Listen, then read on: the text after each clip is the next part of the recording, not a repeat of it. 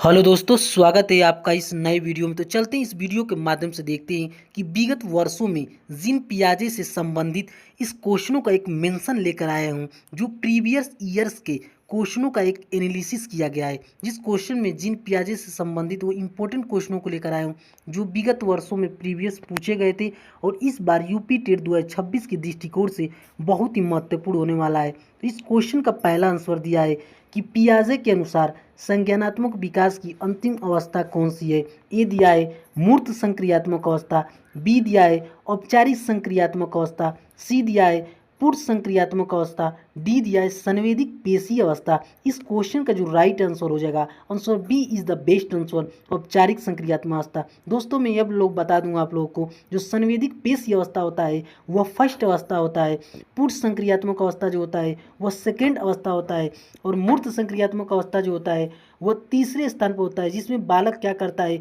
मूर्त जो वस्तुएं जो होते हैं, जो उसके सामने जो वस्तु दिखाई देता है उसके प्रति क्या करता है, गमन करने का कार्य करता है। और फोर्थ दिया है औपचारिक संक्रियात्मक अवस्था, जो इस क्वेश्चन का राइट आंसर हो जाएगा। और अक्सर इस क्वेश्चनों को एग्जामिनर के द्वारा बार बार इस सीक्वेंस के द्वारा पूछ लिया जाता है कि कौन सी अवस्था किस सीक्वेंस में होगा। दोस्तों तो आप लोग इसे परीक्षा से जरूर देख लीजिएगा। चलते हैं नेक्स्ट क्वेश्चन पर। इस क्वेश्चन का बी आंसर प्रश्न दिया है, स्कीमा का अर्थ पियाजे ने क्या बताया है। ऑप्शन ए खंडन की प्रक्रिया, बी शारीरिक गति कौशल, सी सूचनाओं को संगठित पैकेट या मानसिक संरचना बनाना, डी सीखने की तकनीकी। इस क्वेश्चन का जो राइट आंसर हो जाएगा, answer C is the correct answer, सूचनाओं के संगठित पैकेट या मानसिक संरचना बनाना। दोस्तों इस क्वेश्चन में जो स्कीमा का अर्थ बताया गया है कि स्कीमा जो होता है, जो पुरानी ज्ञान को नई ज्ञान में पुनर्योजन करना, एकोमोडेशन करना, समायोजन करने की प्रक्रिया ही एक स्कीमा कहलाता है। एग्जाम्पल के तौर पर देखते हैं कि एक बालक है, क्या करता है, एक कुत्ते को देखता है, कुत्ते के बाहरी संरचनाओं को देखता है। तो बाहरी संरचनाओं को देखता है कुत्ते को, तो क्या करता है, अपनी नई ज्ञान को, अपनी पुरानी ज्ञान की जो होती है उन नई ज्ञान में क्या करता है, एकोमोडेशन कर देता है। तुरंत 2 दिन बाद एक बिल्ली को भी देखता है, तो उसके माइंड में एक मैपिंग बन जाता है कि कुत्ते के समान भी बिल्ली हो सकती है। इससे क्या होता है, उसके माइंड में एकोमोडेशन हो जाता है, जो पुरानी ज्ञान को नई ज्ञान में जोड़ देता है। तो इस क्वेश्चन का राइट स्कीमा हो जाएगा। और पियाजे के द्वारा एक ऐसा मेथड दिया जाता है जो परीक्षा के दृष्टिकोण से बहुत ही फेमस क्वेश्चन है, स्कीमा के बारे में एक मेंशन किया गया है। चलते हैं नेक्स्ट क्वेश्चन पर। इस क्वेश्चन में पहला दिया है कि बच्चा किस अवस्था में वस्तु स्थायित्व प्रदर्शित करता है। ऑप्शन ए संवेदी पेशीय, ऑप्शन बी मूर्त संक्रियात्मक, ऑप्शन सी पूर्ण संक्रियात्मक, ऑप्शन डी औपचारिक संक्रियात्मक। इस क्वेश्चन का जो राइट आंसर हो जाएगा, answer A is the correct answer, संवेदी पेशी अवस्था।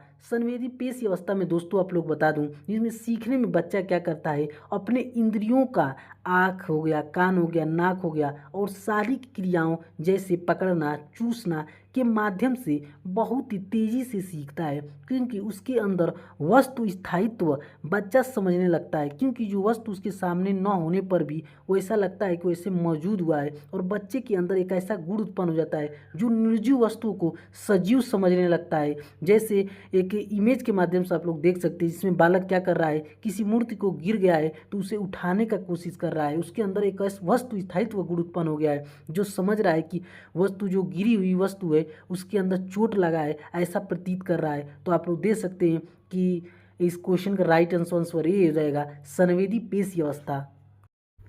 क्वेश्चन नंबर तीसरे पर चलते हैं। क्वेश्चन नंबर तीसरे का यह प्रश्न है कि बच्चा यह समझ पाता है कि अगर पानी को चौड़े बर्तन से लंबे बर्तन में डाल जाए तो उसकी मात्रा वही रहेगी।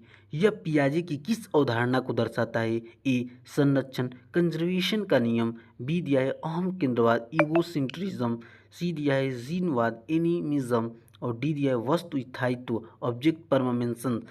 इस क्वेश्चन का जो राइट आंसर हो जाएगा, answer A is the correct answer, संरक्षण कंजर्वेशन का नियम। दोस्तों मैं यह बता दूं कि यह समझ किसी वस्तु के रूप में या आकार बदल देने से उसकी मात्रा, वजन या आयत में बदलाव नहीं आता है।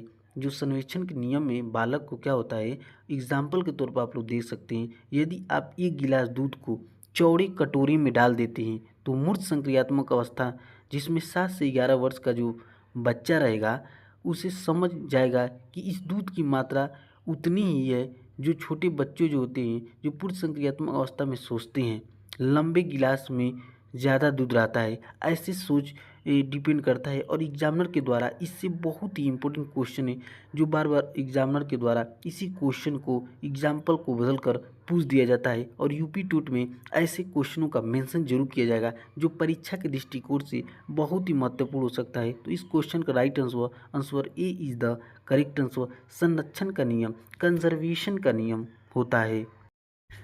चलते नेक्स्ट क्वेश्चन पर। इस क्वेश्चन का जो प्रश्न दिया है कि पियाजे के अनुसार अपरिवर्तनीयता इरिवर्सिबिलिटी किस अवस्था का मुख्य लक्षण है। पहला ऑप्शन दिया है पूर्ण संक्रियात्मक अवस्था, दूसरा दिया है मूर्त संक्रियात्मक अवस्था, और तीसरा दिया है औपचारिक संक्रियात्मक अवस्था, और डी दिया है संवेदी पेशी अवस्था। इस क्वेश्चन का जो राइट आंसर हो जाएगा answer A is the correct answer. Answer A is the correct answer इसलिए होगा दोस्तों क्योंकि इसमें 7 से 11 वर्ष के जो बालक होते हैं, इनमें जो मानसिक रूप से क्रियाओं को उल्टा न कर पाना, जब बच्चा किसी प्रक्रिया से पहले बिंदु पर वापस नहीं लौट पाता है तो अपरिवर्तनीयता कहते हैं। बच्चा यह नहीं समझ पाता है कि किसी चीज़ का रूप बदल गया है तो उसे वापस उसी स्थिति में लाया जा सकता है। एग्जाम्पल के तौर पर गणित का एक प्रश्न देखते हैं कि हम ये जानते हैं कि 2+3 = 5 होता है, लेकिन अगर उसी प्रश्न को पूछा जाए कि -5 - 3 कितना होगा तो वह नहीं जान पाता है क्योंकि उसे क्रिया का जो रिवर्स नहीं कर पाता है, अपरिवर्तनीयता का उसके अंदर गुण नहीं हो पाता है कि हम किसी चीज़ को परिवर्तन करके पुनः उसी स्थिति में उसको लाया जा सकता है, जो पुरानी स्थिति में लाया जा सकता है। ऐसे गुण के अंदर बालक को अपरिवर्तनीयता का गुण नहीं कर पाता है। और इस क्वेश्चन का right answer A is the correct answer होगा। नेक्स्ट क्वेश्चन है कि सीखने में दी जाने वाली अस्थायी सहायता जैसे संकेत देना या प्रश्न पूछना को क्या कहा जाता है।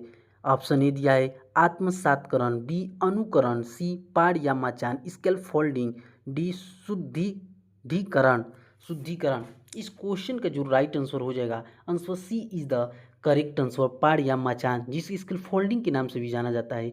यह एक ऐसा पद्धति होता है जिसमें इस पद्धति का प्रयोग लेव वाइगोस्की साहब ने सर्वप्रथम किए थे। और इस शब्द का प्रयोग जो स्कैफोल्डिंग होता है या पाड़ होता है या मचान होता है, इस शब्द का प्रयोग सबसे पहले ब्रूनर जी ने दिए थे। और इस क्वेश्चन में जिसका मतलब ये होता है, यह एक सीखने के दौरान किसी जानकार व्यक्ति द्वारा दी जाने वाला एक अस्थायी सहायता होता है। यह जब दिया जाता है जब बच्चा किसी कार्य को करने में असमर्थ हो जाता है, उसे कर नहीं पाता है, तो इसे थोड़े सेकेंड में एक अस्थायी होता है, स्थायी नहीं होता है, एक थोड़े समय के लिए उसे हेल्प दे दिया जाता है, जिससे बच्चा क्या करता है, उसको कार्य करने में क्या होता है, उसे मोटिवेशन मिल जाता है और वह कार्य करने में क्या करता है, सफल हो जाता है।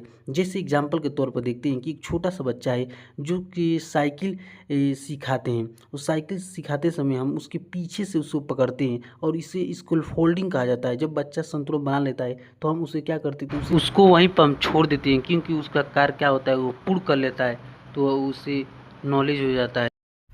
चलते हैं नेक्स्ट क्वेश्चन पे। इस क्वेश्चन का जो प्रश्न है कि बच्चे समाज में बड़ों के साथ अंतःक्रिया करके सीखते हैं, यह विचार किसका है। ऑप्शन ए दिया है पियाजे, और दूसरा दिया है Kohlberg ji, C Vygotsky, D Skinner ji. इस क्वेश्चन का जो राइट आंसर हो जाएगा answer C is the correct answer, Vygotsky ji हैं। वाइगोस्की जी का एक ही सिद्धांत था कि जो बच्चा होता है वह अपने समाज से, अपने परिवेश से, अपने माता पिता से, अपनी संस्कृति से अंतःक्रिया करके क्या करता है, उससे सीखता है और उसके बॉडी पर उसका सीधा प्रभाव पड़ता है, उसके इन्वायरमेंट का सीधा प्रभाव पड़ता है। और इस कथन का जो बेस्ट आंसर हो जाएगा वाइगोस्की जी हो जाएंगे, क्योंकि वाइगोस्की जी एक बहुत ही इंपॉर्टेंट क्वेश्चन है वाइगोस्की जी से, जो C TET, UP TET all जितने भी एग्जाम हुए इनसे 1% भी बाहर क्वेश्चन नहीं गया है। इसमें 100% पूछने की संभावना रहता है दोस्तों, तो आप लोग इसे जरूर देख लीजिएगा। और दोस्तों यह वीडियो आप लोगों को अच्छा लगा होगा दोस्तों, तो आप लोग इस वीडियो को शेयर कीजिएगा और बेल आइकन को प्रेस कीजिएगा। और इस वीडियो के माध्यम से मैं और वीडियो लाऊंगा आप लोग को परीक्षा के दृष्टिकोण से जितने भी इंपॉर्टेंट क्वेश्चन है, तो आप लोग इसे सब्सक्राइब जरूर कर लीजिएगा चैनल को, जो आगामी परीक्षाओं का अपडेट आप लोग को हमेशा मिलता रहेगा।